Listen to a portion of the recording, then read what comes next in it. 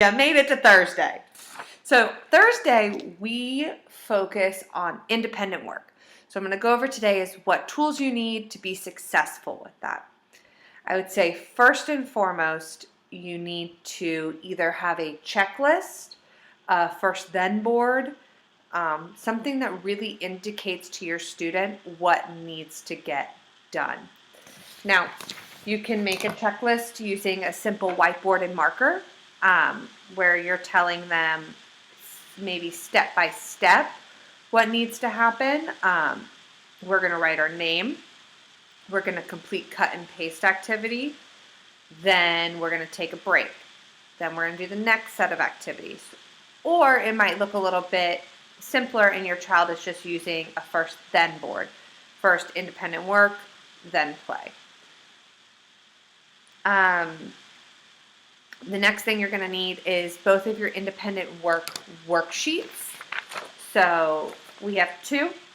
In class, they usually complete 2 or 3 at different varying levels. I sent home these 2 because they're very familiar with them, and the directions are very clear. So we'll go over cut and paste first. Super obvious. They're going to cut and paste it. It's a picture matching activity, and it actually takes a surprising amount of focus for them. There is a bit of fine motor skills as they're cutting out the bottom pictures and then gluing the matching pictures. We're making sure, of course, that they are marking their name at the top of their paper, with writing that box if they need it for prompting. And that is your first worksheet. Your second worksheet is a color and label worksheet. With this one of the biggest things to remember is reading the directions for your student. It's an accommodation that they all have. All directions are read to them, clarified and repeated as much as it's needed. Again, we're going to be writing our name at the top of our paper with that box if we need it, and our words to cut and paste are right at the bottom. Coloring is a big part of this worksheet. Number 1 for task completion, and number 2 for the fine motor skills that they practice while they're coloring. Let's think. What else am I missing? Again, least to most with this prompting.